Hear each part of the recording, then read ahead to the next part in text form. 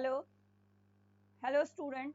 Here we start our chapter first, unit first chapter, diversity in the living world. The living world. What is living world? First question in your chapter. We can say that living thing or living being, those are which have a life and have a biological activity. So these are a living person. Living thing include a characteristic like shape and size, cellular organization, nutrition, growth and development, metabolism, protoplasm, respiration, excretion, adaptation, etc. Now, when we saw our living world, there is many things we saw, but main character of living organism is 5 character. If we describe this, that this is a living organism. Every living organism have a growth, reproduction, metabolism, and cellular organization and consciousness. So you can learn these 5 points. These are the main characteristic of our living organism. In Hindi explanation, if we see that what is living being? Living being वो beings हैं, वो organism हैं जो कि निम्न क्रियाओं को संपन्न करते हैं. वे ग्रोथ करते हैं, वे रिप्रोडक्शन करते हैं, मेटाबॉलिज्म उनकी बॉडी में होता है, सेलुलर ऑर्गेनाइजेशन और लास्ट कॉन्शियसनेस वो दिखाते हैं अपने बॉडी के प्रति. तब ये लिविंग ऑर्गेनिज्म की क्वालिटी कहलाती है. If we study first point, growth. Every living being have increase in mass and number. What is the meaning of mass and number? If we collect some stone or make a big hill, so this is not a growth of stone. एक पत्थर और कई सारे पत्थर हम number of stone इकट्ठे कर लें और कहें कि एक बड़ा सा हिल बन गया, बड़ा सा पहाड़ बन गया, तो ये ग्रोथ हो गई स्टोन की. नहीं, एक लिविंग बीइंग में इंक्रीजमेंट होना चाहिए उसके मास में, उसके नंबर में, साथ साथ वह करता हो सेल डिवीजन भी. यानी जो प्रोग्रेस है वो किसी भी बॉडी में सेल डिवीजन करके इनर प्रोग्रेस भी होना चाहिए. इसके बाद plant division occur continuously and animal certain age.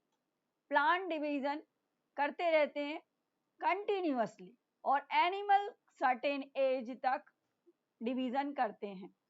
Division means cell का डिवीजन होने के साथ धीरे धीरे उसके ग्रोथ में, उसकी एज में बढ़ना. जो प्लांट्स होते हैं वो जीवन भर अपनी लंबाई को, स्ट्रेंथ को बड़े होकर पाते रहते हैं, लेकिन जो जानवर होते हैं या जो ह्यूमन बीइंग्स होते हैं वो एक उम्र तक ही अपनी ग्रोथ को करते हैं. उसके बाद दूसरे ऑर्गन्स उसके अंदर डेवलप होने लगते हैं.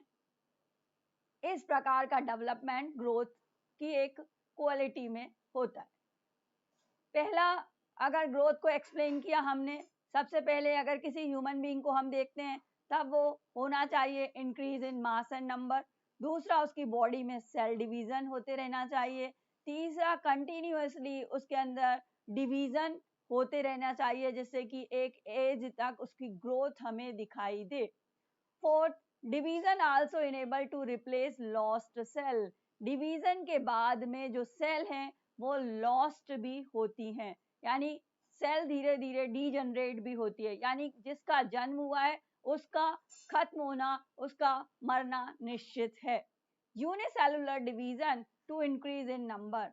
यूनिसेलुलर डिवीजन होते हैं उसके अंदर 1 से 2, 2 से 4, इस तरीके के डिवीजन लगातार होते रहते हैं। सिक्स्थ एक्टिविटी हमारी ग्रोथ के अंदर दिखाई देती है हमें, growth increase in body mass. Mass के अंदर जो छोटा बच्चा होता है, अगर ह्यूमन बीइंग का एग्जांपल लेकर हम देखें, तब एक छोटा बच्चा मास में बहुत कम वेट का होता है, धीरे धीरे उसके अंदर बॉडी वेट बढ़ता है, increase in body mass. 7th point, non-living grow with accumulation of material on surface. Example, mountain, boulders and sand mounts. वही कहा कि अगर धीरे धीरे आप अगर एक छोटे से पत्थर का ढेर है और उस पत्थर के ढेर को बाद में एक बड़े से पत्थर के ढेर में बदल जाने को अगर आप ग्रोथ कहते हैं, तो ये ग्रोथ नहीं कहलाती है। नॉन लिविंग थिंग भी ग्रो करते हैं। हम अगर कहेंगे कि पत्थर का जो छोटा ढेर है वो अब आज रेत का ढेर जो है वो बड़ा हो गया, तो ये भी ग्रोथ कर रहे हैं, ग्रोथ कर रहे हैं, तब इट मीन्स ये भी लिविंग बीइंग है। नहीं, लिविंग बीइंग ये नहीं है। माउंटेन, बोल्डर्स और सैंड माउंट्स भी ग्रोथ करते हैं, तब इनका धीरे धीरे जो ग्रोथ होता है, इसको हम इस तरीके से एक्सप्लेन कर सकते हैं कि इनका ग्रोथ एक्सटर्नल ग्रोथ हुआ। जो बॉडी होती है उसके अंदर इंटरनल ग्रोथ नेसेसरी होती है। Growth can not be defining property living organism. Living organism के लिए ग्रोथ एक डिफाइनिंग प्रॉपर्टी नहीं हो सकती। Condition when it is observed in living organism when explain characteristic of living being. Condition ये है कि कैरेक्टरिस्टिक लिविंग बीइंग की ये एक मानी जा सकती है। In next topic, reproduction. Living being shows always reproduction. Reproduction are different type. Organisms reproduce to progeny similar to them. Organisms always reproduce. Progeny similar to them means a parents have a child similar to him. हमेशा जो भी जीव होते हैं वो अपने जैसी संतति को उत्पन्न करते हैं। रिप्रोडक्शन में रिप्रोडक्शन 2 प्रकार का हो सकता है, asexual and sexual. Asexual reproduction में एक ही प्लांट से, एक ही यूनिसेलुलर ऑर्गेनिज्म में एक ही पेरेंट से इस प्रकार से 2 सेल में डिवीजन हो जाता है और 4 डॉटर सेल में उसका निर्माण हो जाता है। This division is called unicellular division or asexual reproduction. So, unicellular organisms like amoeba, bacteria, chlamydomonas, multiple and increase in number defined as growth. ये growth को define करते हैं और ये unicellular organism amoeba और bacteria multiply होकर reproduction करते हैं। एग्जाम्पल में एक सेक्सुअल रिप्रोडक्शन में आप हाइड्रा देखें। हाइड्रा इस तरीके से हमारा एक बॉडी पार्ट को बाहर निकालकर अलग हो जाता है बॉडी से और एक नए हाइड्रा में ही परिवर्तित वह हो जाता है। इस तरीके से ये नए हाइड्रा में परिवर्तित हो जाएगा। So it is unclear with the usage of two term growth and reproduction unicellular. ये निश्चित है कि growth और reproduction unicellular जीवों में भी होता है। Many organisms do not reproduce, mules, sterile workers. It means आप इसे defining character reproduction को नहीं मान सकते, क्योंकि बहुत सारे कैरेक्टर ऐसे भी हैं, बहुत सारे जीव ऐसे भी हैं, जैसे कि म्यूल्स हैं, स्टेराइल वर्कर्स भी हैं, इनफर्टाइल ह्यूमन कपल्स हैं। जो लोग रिप्रोडक्शन नहीं करते, जो लोग रिप्रोडक्शन नहीं करते, तो आप ये नहीं कह सकते कि रिप्रोडक्शन कुछ लोग नहीं कर रहे हैं तो ये लिविंग बीइंग नहीं है। नहीं, ये डिफाइनिंग कैरेक्टर नहीं है हमारा, इसलिए हम म्यूल्स और स्टेराइल वर्कर बीज जो हैं वो अगर नई संतति को उत्पन्न नहीं कर सकते, तब आप इन्हें, हम ये नहीं कह सकते कि लिविंग बीइंग नहीं है, ये लिविंग बीइंग हैं। Hence, reproduction defining character to be living organism. Hence, non-living do not reproduce. Non-living जो होते हैं वो reproduce नहीं कर सकते, जो non-living होते हैं वो अपने जैसी संतति को उत्पन्न नहीं कर सकते। Metabolism, next process, if we saw in living organism, all organisms are made up of chemicals, small and big. All organisms which have a metabolic process by the chemical process. Chemical biomolecules which are made and changed to other molecules. Chemical biomolecules change होते हैं हर body के अंदर, metabolism activity के अंदर conversion reaction होती है, डीज molecule, इन्हें हम मेटाबॉलिक रिएक्शंस कहते हैं। और ये मेटाबॉलिक रिएक्शंस कर इस रिएक्शंस को हम, शरीर के अंदर होने वाली रिएक्शन को हम कहते हैं metabolism. Non living have no metabolism reaction. Non living character जो होते हैं, यानी जो जीवित जंतु नहीं होते हैं, जीवित जंतु नहीं होते हैं यानी नॉन लिविंग होते हैं, वो मेटाबॉलिज्म का कैरेक्टर नहीं अडॉप्ट करके रखते हैं। यानी एक स्टोन है, वो उसके अंदर कोई मेटाबॉलिज्म का रिएक्शन नहीं होगा। Metabolic reactions demonstrate outside the body in a cell free system, neither living और नॉन लिविंग। मेटाबॉलिक जो रिएक्शंस है वो आउटसाइड द बॉडी भी हो सकता है, टेस्ट ट्यूब और विट्रो के द्वारा, नेदर नॉर लिविंग, और ना वो किसी प्रकार से लिविंग और नॉन लिविंग को डिफाइन नहीं करती है मेटाबॉलिक रिएक्शन।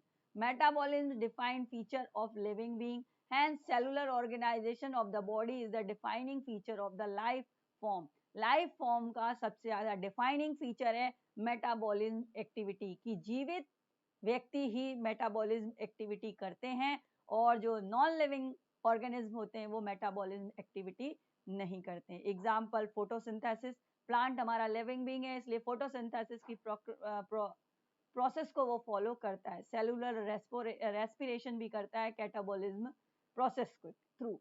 फोटोसिंथेसिस की प्रोसेस को हमें पता है, C6CO2 और 6H2O मिलकर C6H12O6 ग्लूकोज का निर्माण, ये हमारी फोटोसिंथेसिस की प्रोसेस में जो कि प्लांट फॉलो करते हैं, ये इस तरीके से मेटाबॉलिक प्रोसेस हमारे प्लांट में देखी जा सकती। कॉन्शियसनेस, लास्ट और इम्पोर्टेंट टॉपिक, अगर वो लिविंग बीइंग है और वो लिविंग ऑर्गेनिज्म है तो वो कॉन्शियसनेस दिखाएगा। कॉन्शियसनेस मीन्स किसी भी वस्तु के प्रति हमारी जागरूकता। Living organism sense their surrounding और एनवायरनमेंट स्टिमुलाई, फिजिकल, केमिकल और बायोलॉजिकल, यानी हमारी सेंस जो हैं हमारे सराउंडिंग्स के प्रति, हमारे एनवायरनमेंट के प्रति सेंसिटिव होते हैं। ऑर्गेनिज्म सेंस दो सेंस ऑर्गन, सेंस जो हमारे ऑर्गेनिज्म में होता है वो हमारे सेंस ऑर्गन्स के कारण होता है। प्लांट सेंसिटिव होते हैं लाइट के प्रति, वाटर के प्रति, टेम्परेचर के प्रति, ऑर्गेनिज्म के प्रति और पॉल्यूटेंट्स के प्रति प्लांट होते हैं। जहाँ लाइट होती है, जहाँ प्रकाश होती है, आपने देखा होगा कि अगर आप घर में अगर किसी प्लांट को लगा लेंगे तो उसकी ग्रोथ प्रकाश की ओर ही होगी। Photo top period influence reproduction, seasonal breeders plant और एनिमल होते हैं। Human aware of himself, self consciousness दिखाई देती है। ह्यूमन अपने आप के लिए अवेयर होता है, अपने आप के लिए चिंतित होता है। सर्दी, गर्मी, बरसात में वो अपने आप को अडॉप्ट करता है, अपने अनुसार उसको ढालता है। इसे हम कहते हैं सेल्फ कॉन्शियसनेस, यानी अपने शरीर के प्रति ह्यूमन जो है जागरूक रहता है। Consciousness defining property of living organism, और कॉन्शियसनेस डिफाइनिंग प्रॉपर्टी है एक लिविंग ऑर्गेनिज्म की। अब हम ये देखेंगे कि डिफाइनिंग प्रॉपर्टी कौन कौन सी रही हमारी लिविंग ऑर्गेनिज्म की। एक कॉन्शियसनेस रहा, एक हमारा मेटाबॉलिज्म प्रोसेस भी हमारा डिफाइनिंग प्रॉपर्टी रही हमारी। फिर इसके बाद आप हमारा रिप्रोडक्शन जो है हमारा डिफाइनिंग कैरेक्टर रहा हमारा लिविंग ऑर्गेनिज्म का, लेकिन ग्रोथ जो है वो can not be defining property नहीं हो सकती। जो जो वृद्धि कर रहे हैं वो सब जीवित जंतु होते हैं। They are all living being, it is not called those living being have a growth, those organisms have a growth is not called a living being. So growth is not a defining property. Clear?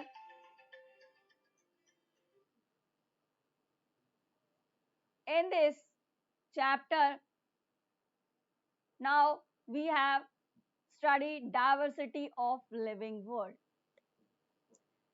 Biodiversity in first term used to refer to the number of varieties of plant and animal are in region on earth. What is the meaning of biodiversity? यानी वह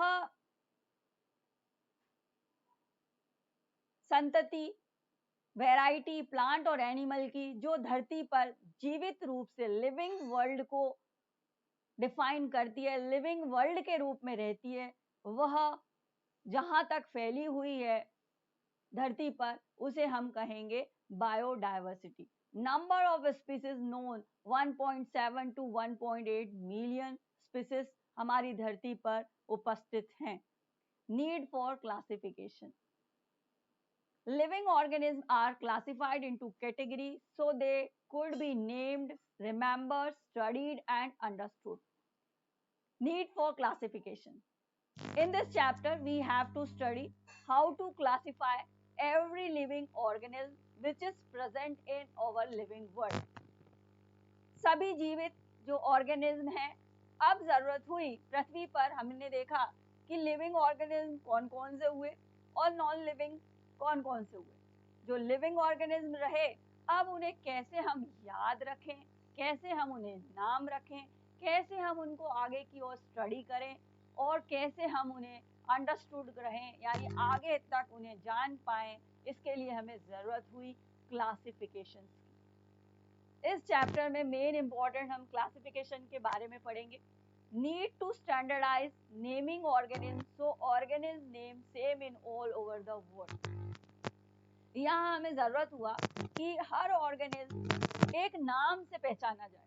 जैसे कि मान लीजिए example में अगर हम India में आलू को पोटैटो बोलेंगे या हम नीम के प्लांट को अगर हम यहाँ नीम प्लांट बोल रहे हैं, तो ऑल वर्ल्ड में उस जैसा प्लांट अगर कहीं दिखता है तो सभी लोग उसको नीम प्लांट ही बोलें, पीपल प्लांट ही बोलें. इसके लिए हमें उस प्लांट को जो प्लांट हमें धरती पर मिले उन सबको नॉमन नेमिंग करना हमें जरूरत हुई और उस नेमिंग करने की प्रोसेस को हमने कहा nomenclature. Nomenclature is a process in which we give a scientific name to all organisms. We have to clear that every organism have to study, to remember and to understood. We have to classify by their scientific name. So plant based on principle and criteria of ICBN, International Code for Botanical Nomenclature. This is called ICBN. Many times what is the full form ICBN is also in your question have formed. So you can answer what is ICBN, International Code for Botanical Nomenclature, and what is ICZN, International Code of Zoological Nomenclature. अगर animal को हमें define करना है तब हम international code of zoological nomenclature के अंतर्गत करेंगे. अगर हमें प्लांट को डिफाइन करना है, प्लांट को नोमेनक्लेचर करना है, कोई अगर हमें नया प्लांट मिला तो हम international code for botanical nomenclature के अंतर्गत उसका अध्ययन करेंगे. Scientific names ensure that each organism has only one name. Scientific name के बाद हर organism decide हो जाता है कि उसका यही नाम हमेशा जाना जाएगा.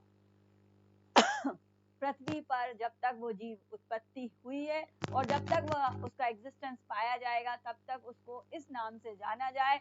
इसके लिए इस प्रोसेस को हमने नोमेनक्लेचर कहा. अब सबसे पहले वो साइंटिस्ट आए जिन्होंने ये सोच रखी कि हम हर प्रजाति को किसी प्रजाति के ऑर्गेनिज्म को किस नाम से हम रखें.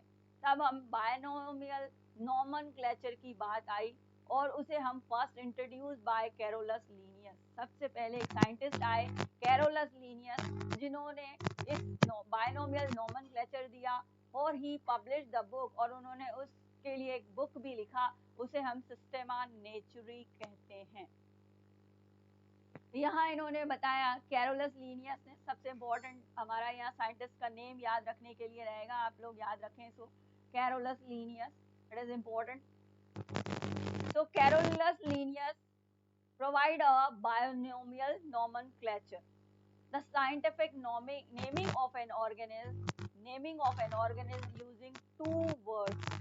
किसी भी व्यक्ति विशेष को पहचाना जाए तब उसके दो नाम रखे जाएं, उसे हमने कहा बायनोमियल। बायनोमियल यानी दो नामों के द्वारा उसको हम पहचाने।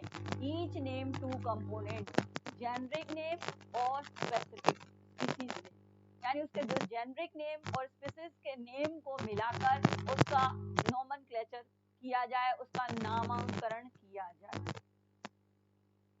जैसे कि हमारे घर में कोई सबसे पहले जब संतान की उत्पत्ति होती है तो उसका नाम रखा जाता है। हम अगर पांडे परिवार से हैं, हम अगर शर्मा परिवार से हैं, हम अगर यादव परिवार से हैं, किसी भी परिवार से हैं, तब उसका एक स्पीसीज में नाम उसका यादव रखेंगे, और बच्चे का जो भी नाम पसंद होगा, राम, श्याम, राधे, जो भी रखना है उसका वो नाम रखते हैं हम, राधे यादव या राधे श्याम, इस तरीके से हम रखते हैं उसका नाम।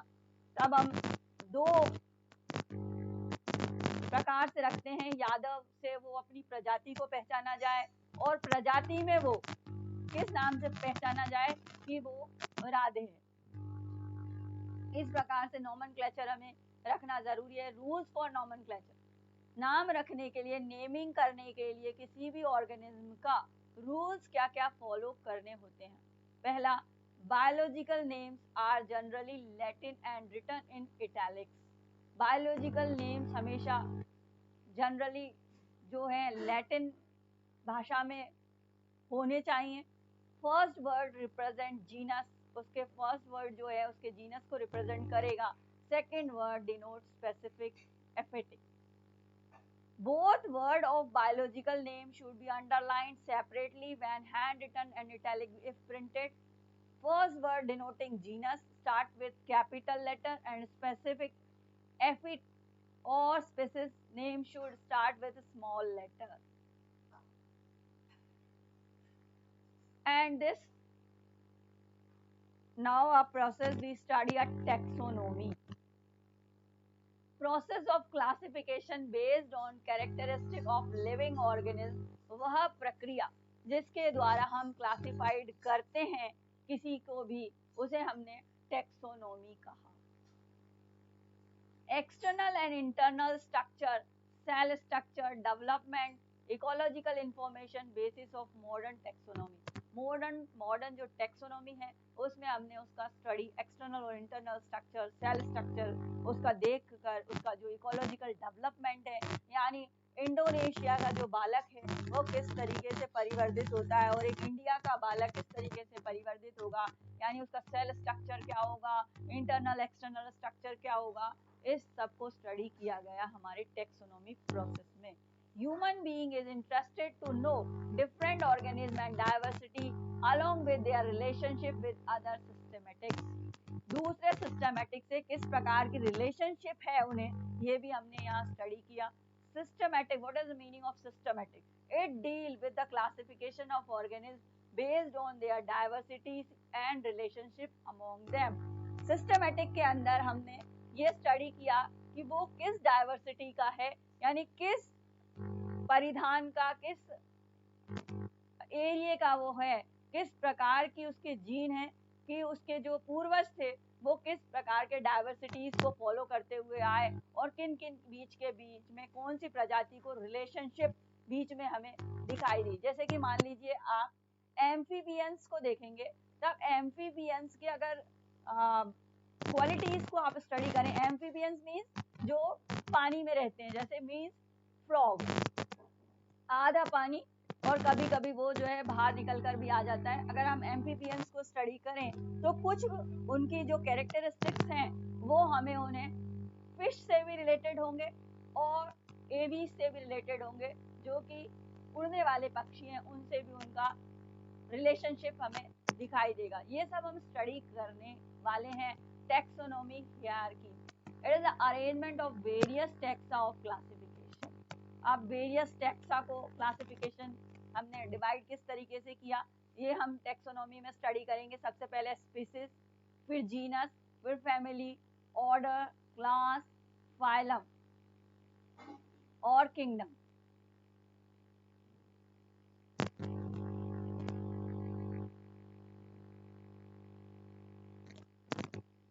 सबसे पहले स्पीसीज के बारे में अगर हम आते हैं, स्पीसीज हमारी वह प्रजाति, वह हमारी क्वालिटी दिखाती है जो कि सबसे लास्ट में आएगा।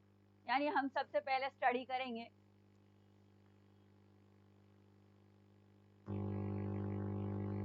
किंगडम को,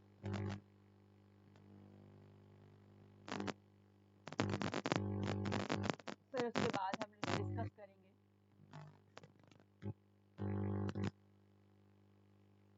किंगडम के बाद हम करेंगे फाइलम,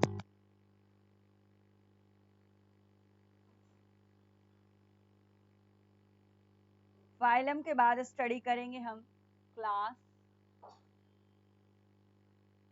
क्लास के बाद हम स्टडी करेंगे ऑर्डर,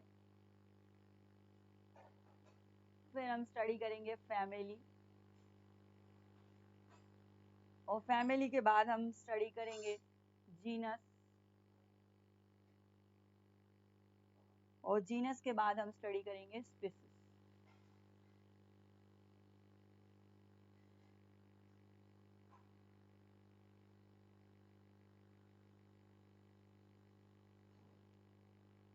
इस तरीके का आपका चार्ट होगा।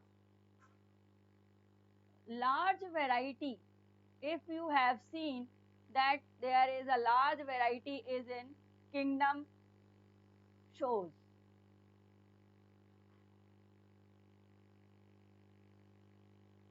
In the branch of biology, if we start by the kingdom, this is the highest taxonomic category. All animal are included in the animal kingdom and all plant are included in the plant kingdom. Kingdom, if we saw the kingdom, so there is two kingdom. There is animal kingdom. All animal are defined in this.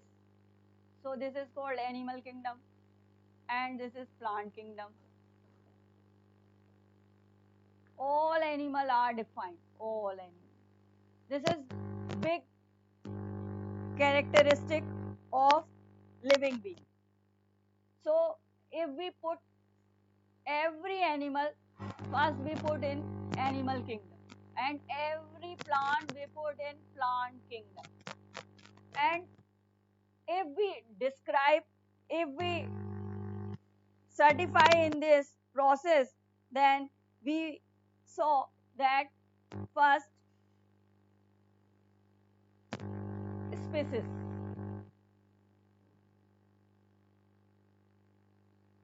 किसी भी प्रजाति को हम अगर study करेंगे तो पूरे जंतु जगत को हमने एनिमल किंगडम में डाल दिया। सबसे बड़ा है ये किंगडम, इसमें सबसे ज्यादा हमने सारे एनिमल्स को डाल दिया। फिर पूरे प्लांट को हमने उसे डिस्क्राइब करने के लिए सबसे पहले एक बड़ा सा किंगडम बनाया हमने, इसे हमने बोला प्लांट किंगडम। जैसे कि आप इस तरह एग्जाम्पल से समझें कि मान लीजिए कि हमारा इंडिया है, इंडिया को हमने सबसे पहले बड़ा सा हमने इंडिया माना, तो इंडिया हो गई हमारी कंट्री। इंडिया को अगर हम और अच्छे से हमें डिस्कस करना है और हमें अच्छे से डिस्क्राइब करना है तो हम क्या करेंगे, इंडिया के बाद हम आएंगे अब डिस्कस करने के लिए, अगर वहाँ के लोगों के बारे में जानकारी करनी है, लोगों के रहन सहन के बारे में जानकारी करनी है, लोगों की किस तरीके से वो पॉपुलेशन है, कितनी पॉपुलेशन है, कितना एरिया है, किस प्रकार की प्रजाति है, तब उसके हम डिस्कस करने के लिए हम क्या करेंगे, अब हम इंडिया को डिवाइड करेंगे अलग अलग स्टेट्स में। अलग अलग स्टेट्स में डिवाइड करने के लिए अगर हम उन्हें डिवाइड करते हैं तब हमारे पास 28 स्टेट्स हमें दिखाई देते हैं हमारे इंडिया के। अब हम पंजाब में अलग डिस्कस करेंगे व्यक्तियों को, हम अगर साउथ में चले जाएं तब हम अलग डिस्कस करेंगे, तो उनके बारे में अलग अलग हमें जानकारी प्राप्त होगी। लेकिन अगर हम इसके बाद भी अगर हम जानकारी निकालने की कोशिश करते हैं हम कि राजस्थानी लोग कैसे होते हैं, पंजाबी लोग कैसे होते हैं, तब हम पंजाब चले जाएंगे, यानी बहुत और छोटा हम क्लियर कर लेंगे। उसके बाद अगर हम और छोटे में जाएं, हम अगर और हमें क्लियर करना है किसी प्रजाति के बारे में, तब हम क्या करेंगे, उसके गांव चले जाएंगे। गांव चले गए उस प्रजाति के बारे में और डिस्कस करने के लिए, ये कैसे खाते थे, इनके पूर्वज कैसे थे, ये कैसी व्यवस्थाओं में रहते हैं। तब हम उनके गांव जाने के बाद में, अब उसके बाद में हम उनके बड़े से, जहाँ बहुत सारे 25-50 उनका ही केवल परिवार, ताऊ चाचा काका बाबा का रहता था, उस परिवार में चले गए, तो हम वो चले गए हम फैमिली में। अब फैमिली से हम नीचे और हमें किसी व्यक्ति विशेष के बारे में ही जानकारी रखनी है, तो एक बिल्कुल बहुत छोटे से घर में चले जाओ, एक छोटे से घर में जिसमें 4 केवल मम्मी पापा और उनके बच्चे रह रहे हैं, तो अब उसे हम कहेंगे जीनस, जहाँ पर और ज्यादा उस व्यक्ति विशेष के कैरेक्टर को हम स्टडी कर सकते हैं। और अगर हमें बहुत ज्यादा उस केवल एक ही बच्चे को हमें कैरेक्टर की स्टडी करनी है, तो हम केवल एक इंडिविजुअल उस परिवार के एक बच्चे को स्टडी करेंगे। तो इस प्रकार से उस बच्चे की स्टडी को हम सबसे पहले स्पीसीज में लेकर आएंगे। इस प्रकार से हम बड़ी प्रजाति को, बड़े बड़े कैरेक्टर को हम अलग अलग डिवाइड कर करके हम छोटे छोटे व्यक्ति विशेष तक पहुंचे। हम इस प्रकार से अलग अलग भागों में हम बांटते हुए आए।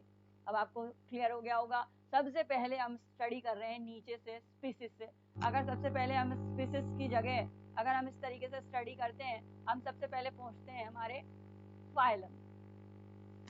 सबसे पहले हम किंगडम पे चलते हैं, किंगडम पे डिवाइड करेंगे। तब किंगडम हमने डिसाइड किया कि हमारा किंगडम किस प्रकार से था। मैंने बताया 2 प्रकार से हम बांट सकते हैं, पूरे के पूरे प्लांट किंगडम में इसको हम बांट सकते हैं और एनिमल किंगडम में बांट सकते हैं। Highest category of taxonomy, taxonomy की ये सबसे बड़ी कैटेगरी है। तब सबसे पहले हमने इसे किंगडम में किसी को भी बांट दिया, तब हमारी ये इसमें पूरा का पूरा एनिमल आया और पूरा प्लांट आया। पूरा किंगडम एनिमेलिया आ गया और पूरा किंगडम प्लांटी आ गया। अब किंगडम के बाद अब अगर हमें डिस्कस करना है, तब हम कहाँ जाएंगे, अब इसके बाद हम आए फाइलम। अब हमने फाइलम और डिवीजन, अब यहाँ 2 चीजें लिखी हुई हैं। फाइलम में हम डिस्कस करते हैं एनिमल किंगडम को और डिवीजन में हम स्टडी करते हैं प्लांट किंगडम। ये ध्यान देंगे हम एनिमल किंगडम और प्लांट किंगडम में। एनिमल में फाइलम को करेंगे,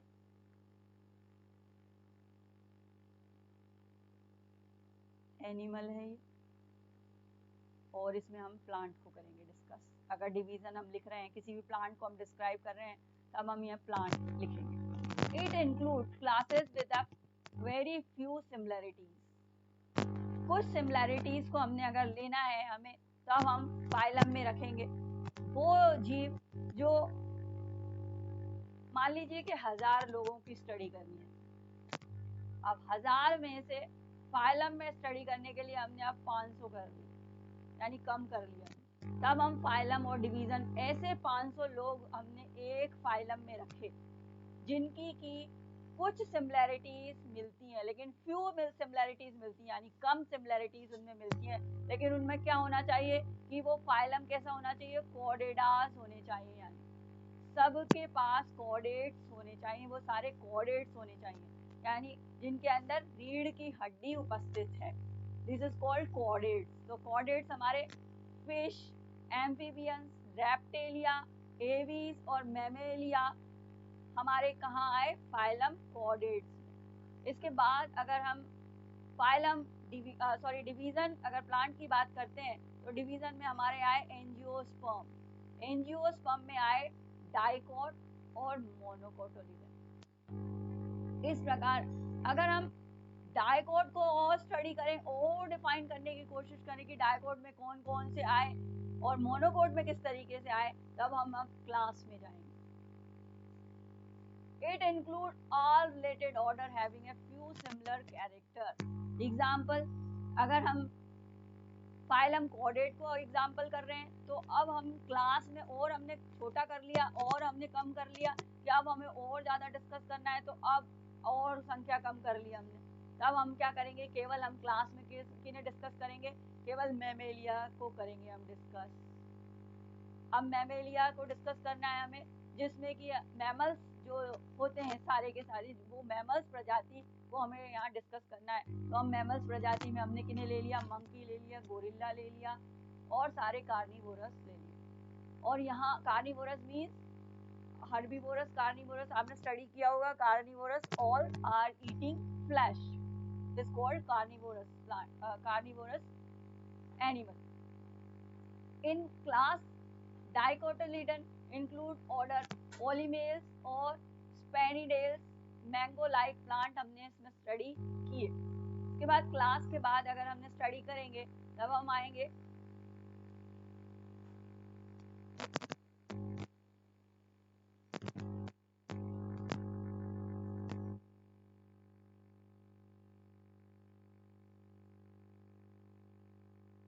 के बाद हम स्टडी करेंगे अगर हम ऑर्डर, फिर उसके बाद family. In a order assemblies of families which exhibit few similar characters। families में कुछ similar characters अगर मिले हमें तब हम इसमें families में लेके आए। और प्लांट में हमने उनको और कम कर दिया, उसमें हमारी फैमिली आई कॉलोनोवलेस और सोलेनेसी, और ऑर्डर इनका रहा पॉलीमोनिलेस। एनिमल में फैमिली आई हमारी फीलिडे एंड कैनिडिये, ऑर्डर हमारा रहा कार्निवोरा। के बाद फैमिली में आए हम, it as a group of related genera a less number of similarities. अब इनमें सिमिलरिटीज और कम हो गई। फैमिली सोलेनेसीज में इंक्लूड कर दिया। अब सोलेनेसी में जेनरा आया सोलेनम, पिटूनिया एंड धतूरा। और यहाँ फैमिली फेलिडी में यहाँ आया हमारा पेंथेरा, जो जेनरा था हमारा उसमें आया लॉयन, टाइगर और लेपर्ड ही आ गए केवल। और फेलीज आए हमारे कैट। इस तरीके से हमने और फैमिलीज को हमने और छोटा कर दिया। इसके बाद अगर हम अकेले केवल लॉयन तक पहुंचना है हमें, तब हम किस तरीके से स्टडी कर रहे हैं, आगे बढ़ रहे हैं हम जीनस पर आ गए। Genus genera are aggregate to closely related species. अब इनके अंदर हम तीन हमारे देख रहे हैं हम, ये लॉयन, टाइगर और ये पैंथर और ये टाइगर। लॉयन, टाइगर और पैंथर, ये पैंथरा, लियो, पैरेडस, लेपर्ड और टाइग्रिस। सबको पैंथेरा तो हम नाम देंगे ही देंगे, पैंथेरा सब में है। और अलग अलग हमने कर दिया इनको, लियो कर दिया यानी लॉयन हो गया, लेपर्ड हो गया हमारा, पैरेडस लेपर्ड हो गया और टाइग्रिस टाइगर हो गया। Animal which come under genus Panthera share several common features and differ from genus Felis. Felis से थोड़े से डिफर हो गए, जिसमें कैट और फॉक्स आए, वो अलग कर दिए हमने। अब हम जीनस में आ गए, जैसे कि पोटैटो में आए हम सोलेनम ट्यूबरस में, और ब्रिंजल में आए हम सोलेनम मेलोजिना। इस प्रकार से हमने इनको बदला। फिर हम और स्टडी करते करते अब हम प्लांट में आए, तो और हम स्पीसीज में बिल्कुल क्लोज आ गए हम बिल्कुल। अब हम ओनली पोटैटो को स्टडी करेंगे, ओनली ब्रिंजल्स को स्टडी करेंगे और सोलेनम ट्यूबरस को स्टडी करेंगे। स्पीसीज में हम group of individual having fundamental similarities and successful reproduction take place among themselves.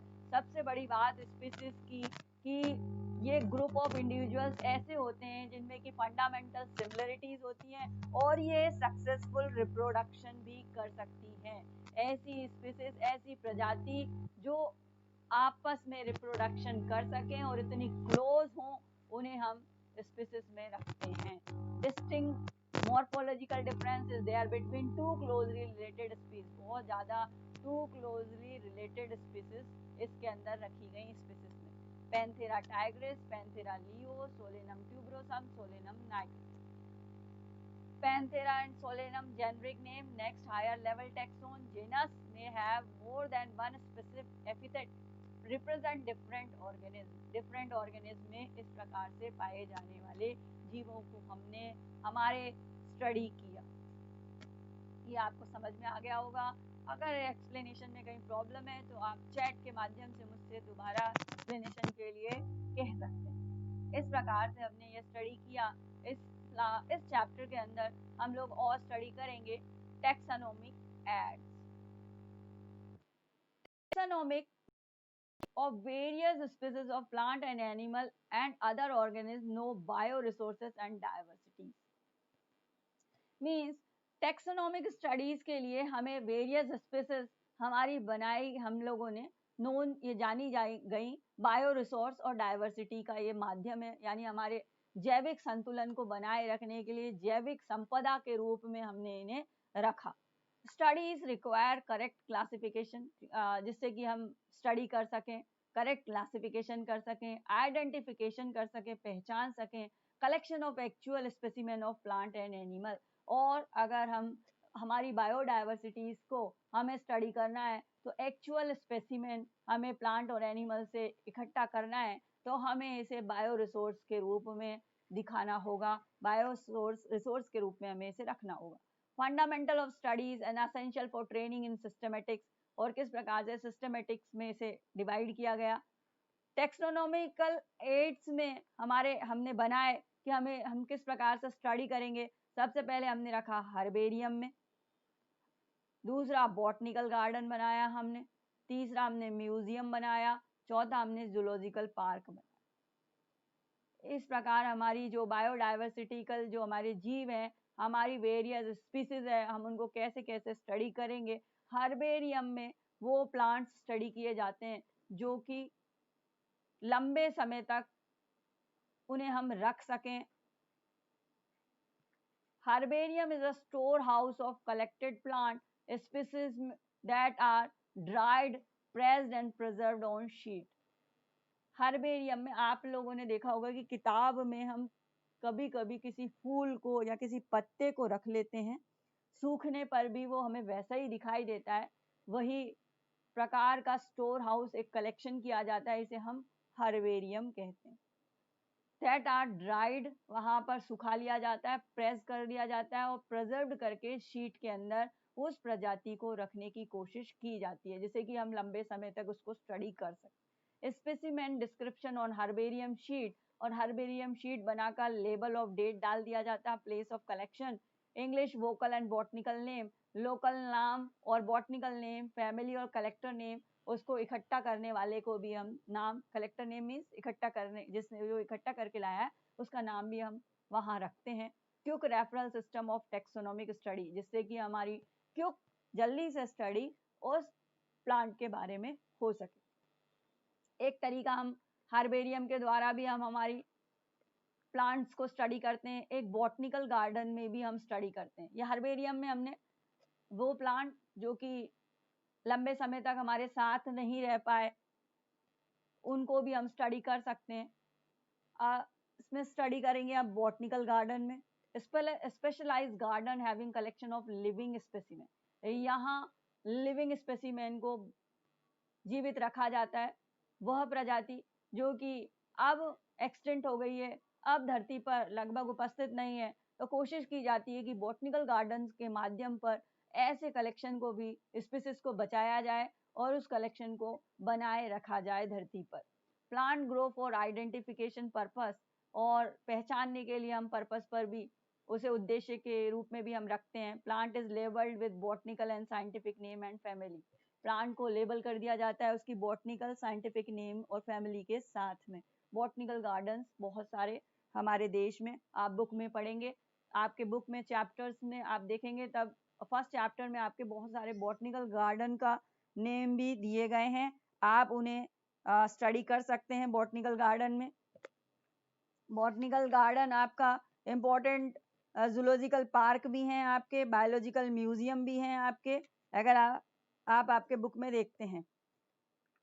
यहाँ स्टडी हम म्यूजियम में करेंगे कि इम्पोर्टेंट बॉटनिकल गार्डन्स के मैं जैसे नाम ले रही थी आप आपके बुक में देखेंगे।